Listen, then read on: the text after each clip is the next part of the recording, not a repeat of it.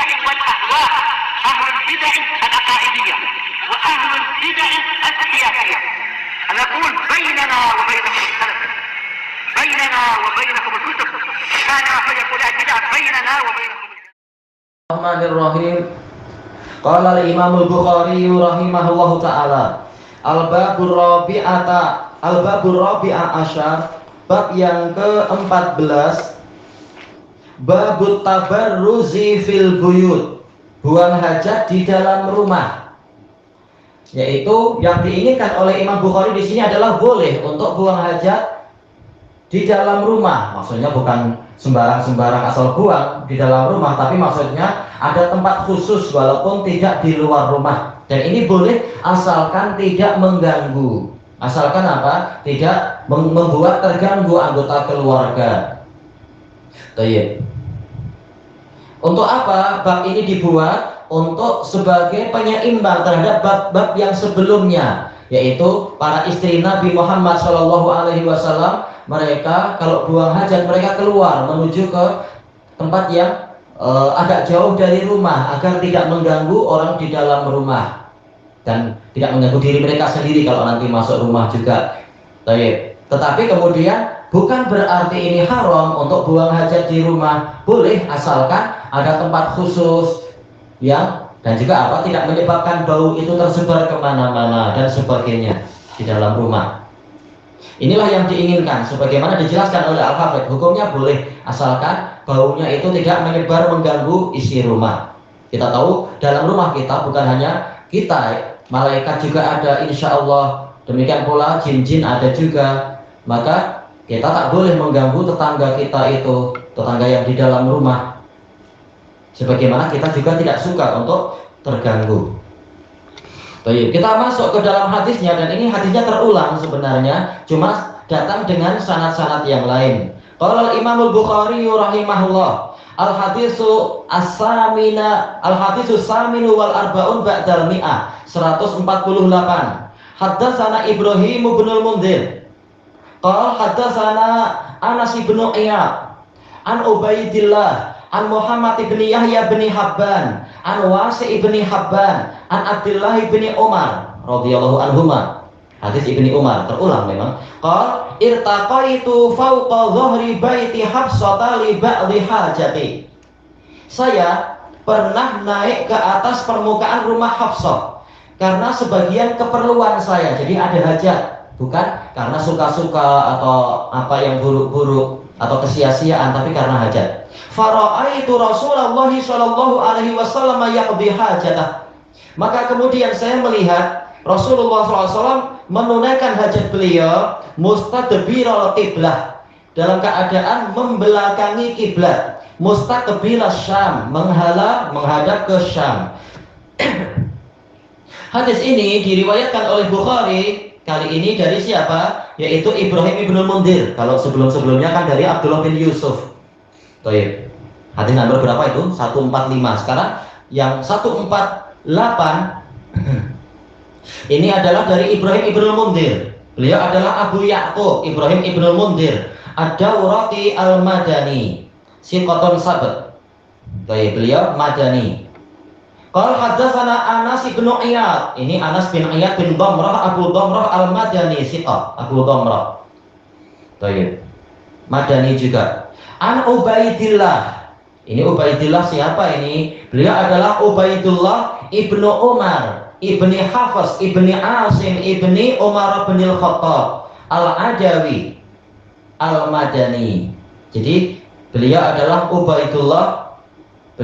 Ubaidullah bin Umar bin Hafs. Baik, itu pun cukup ya, Ubaidullah bin Umar bin Hafs al-Umari. Kalau ditanya kenapa Umari? Nah, karena apa? Memang beliau ini adalah dari keturunan Umar bin Khattab, Ubaidullah bin Umar bin Hafs bin Asim bin Umar bin Khattab.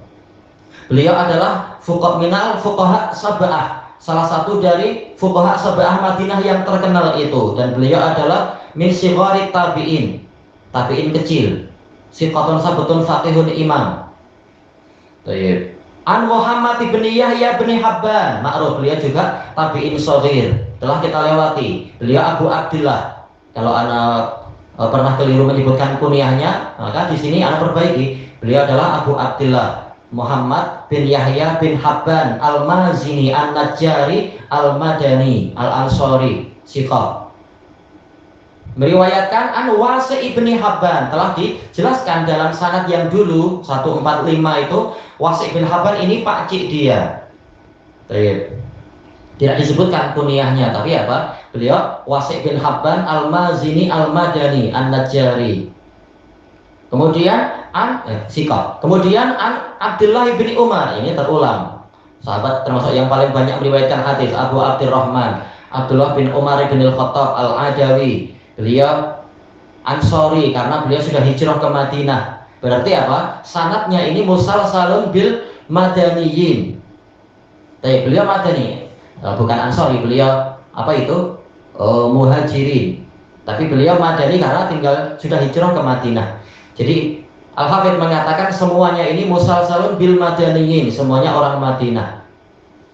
Baik, hadisnya terulang, tetapi apa perbedaan antara bab ini dengan bab yang ke-12 itu? Bab 12 menyebutkan bahwasanya Rasulullah berdiri di atas 2 batu di dalam rumah Hafsah. Adapun yang dibahas sekarang yaitu bolehnya buang hajat di dalam rumah, tidak sampai wajib pergi jauh-jauh.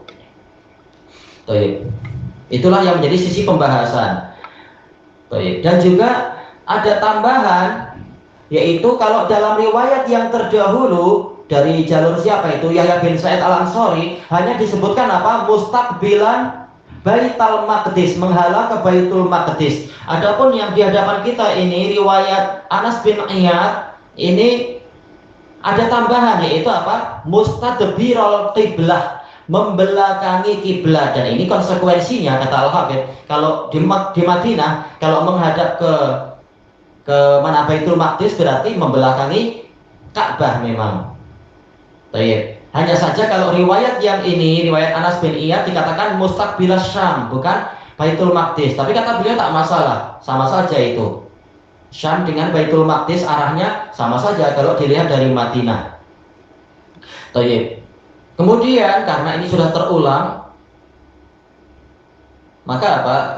Syarahnya sudah terulang juga, hanya ada beberapa pembahasan terkait dengan sanad. Dan untuk sanad ini musalsalun bi apa itu? Salasah minat tabi'in, Ubaidullah dan kemudian apa? Muhammad bin Yahya dan juga Wasi' bin Habban, semuanya tabi'in menurut sebagian ulama. Yang lain mengatakan Wasi' bin Habban ini pernah melihat Nabi, maka dia dari kalangan sahabat. Adapun Muhammad bin Yahya ini tabi'in. Kemudian yang berikutnya Al-Haditsut Tasi' wal Arba'un ba'dal mi'ah. Kalau di dalam sebagian naskah ini babnya lain, tetapi tanpa tajuk, sekedar bab saja. Tapi Al-Hafidz beliau memilih hadis ke-149 ini bergabung dengan hadis ke-148, masih di dalam bab yang sama, yaitu buang hajat di dalam rumah. Dan ini pula yang dirojihkan di dalam cetakan ini. Cetakan apa ini? Dari Ibnu Hazm. Jadi bab yang ke-14 isinya 2 hadis, bukan terpisah. Baik, kita baca saja hadisnya. Qal haddatsana Ya'qub ibnu Ibrahim. Qal haddatsana. Baik, sebentar. Ana tadi untuk yang pertama tadi apa? Ibrahim ibnu Mundir. Ana bilang apa tadi? Ad-Dauraqi. Tak perlu Dauraqi, langsung aja Ibrahim bin Mundir Al-Madani. Baik, yang Dauraqi yang sekarang ini Ya'qub bin Ibrahim ini nanti. Ya'qub bin Ibrahim qala haddatsana Yazid bin Harun qala akhbarana Yahya an Muhammad bin Yahya bin Habban an ammihi, dari pakcik dia Wasi' bin Habban akhbarah anna Abdullah bin Umar akhbarah, bahwasanya Abdullah bin Umar mengabari dia qala laqad dhahartu zata yaumin ala dhahri baitina, sungguh saya pernah naik pada suatu hari ke atas permukaan rumah kami. Fara'aitu Rasulullah sallallahu alaihi wasallam. Kemudian saya melihat Rasulullah sallallahu alaihi wasallam qa'idan ala labinatain, duduk di atas 2 batu, mustaqbila Baitul Maqdis, menghadap ke Baitul Maqdis. Baik. Imam Bukhari meriwayatkan dari Ya'qub bin Ibrahim. Ini baru apa? Ad-Dawraqi. Ya'qub bin Ibrahim, beliau ini adalah Abu Yusuf. Abu Yusuf Ya'qub bin Ibrahim Ad-Dawraqi Al-Wasiti. Untuk wasitinya anda lupa ya, tak perlu, tapi Dawraqi. Baik, Ad-Dawraqi Al-Baghdadi, ya itu baru betul. Apakah beliau pernah ke wasit? Anda tak ingat. Jadi beliau ini adalah Abu Yusuf Ya'qub bin Ibrahim Ad-Dawraqi Al-Baghdadi, siqatun sabat. Qala haddatsana Yazid bin Harun. Yazid bin Harun Abu Khalid. Beliau gurunya Imam Ahmad. Yazid bin Harun Abu Khalid, ini Al-Wasiti beliau. Qala akhbara, beliau siqatun imam minal masyahir al-a'lam, termasuk tokoh-tokoh terkenal ma'ruf. Yazid bin Harun, imam besar. Qal akhbarana Yahya. Ini kembali ke sanad yang dahulu kita baca 145 itu. Imam Malik meriwayatkan dari Yahya. Ini jumpa di sini, jumpa di Yahya bin Sa'id Al-Ansari ini. Abu Sa'id Yahya bin Sa'id bin Qais Al-Ansari, imam siqatun sabat. An Muhammad bin Yahya bin Habban, baru saja kita lewati. Abu Abdullah Al-Mazini Al-Madani siqah. Anak amih dari pak ciknya Wasi ibni Habban. Ini telah kita lewati juga. Al-Mazini Al-Madani siqah. Ini berarti ada 3 tabi'in juga, karena Yahya bin Sa'id Al-Ansari tabi'in. Muhammad bin Yahya bin Habban juga dari kalangan tabi'in. Wasi bin Habban sebagian mengatakan tabi'in, sebagian mengatakan sahabat. Tak masalah. An Abdullah ibni Umar, terulang juga. Akhbarah qal laqad. Di sini beliau seperti sanad yang dahulu, yaitu ada sumpah tersembunyi. Takdirnya apa? Wallahi laqad zahartu, sungguh saya telah naik. Ini sama dengan makna lafaz yang dulu, apa irtaqa itu. Dan lafaz yang tadi juga ya, irtaqa itu. Sekarang zahartu, artinya sama aja. Dzata yaum, pada suatu hari, ala dhahri baitina, di atas permukaan rumah kami. Nah, untuk sanad ini lafadznya rumah kami, disebutkan secara apa jamak. Lafadz sebelumnya rumah Hafsah. Kalau lafadz yang dulu apa? Lafadz baitin lana, dhahri baitin lana, milik kami. Baik. Fara'aitu Rasulullah sallallahu alaihi wasallam qa'idan ala labinatain. Maka saya melihat Rasulullah sallallahu alaihi wasallam duduk di atas 2 batu. Kalau dalam riwayat Imam Malik dari Yahya dulu apa? Yaitu saya melihat Rasulullah SAW langsung ala labinatain, tidak disebutkan dudukkah berdiri, tapi dalam riwayat ini jelas maksudnya yaitu duduk, tapi maksudnya duduk di situ apa duduk cangkung istilahnya ya, bukan betul-betul buntut itu menempel, karena ini cara lama duduk yaitu duduk cangkung di atas batu. Orang Indonesia bilang jongkok, duduk jongkok. Mustaqbila Baitul Maqdis, hal maksud al-haliyah, yaitu menghala ke Baitul Maqdis. Ini sama dengan riwayat Imam Malik yang dahulu itu, mustaqbilan Baitul Maqdis.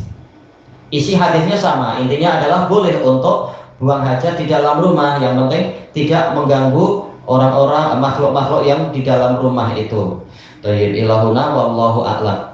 Subhanakallahumma wa bihamdika la ilaha illa anta astaghfiruka wa atubu ilaik. Walhamdulillahirabbil alamin. Jazakumullahu khairan.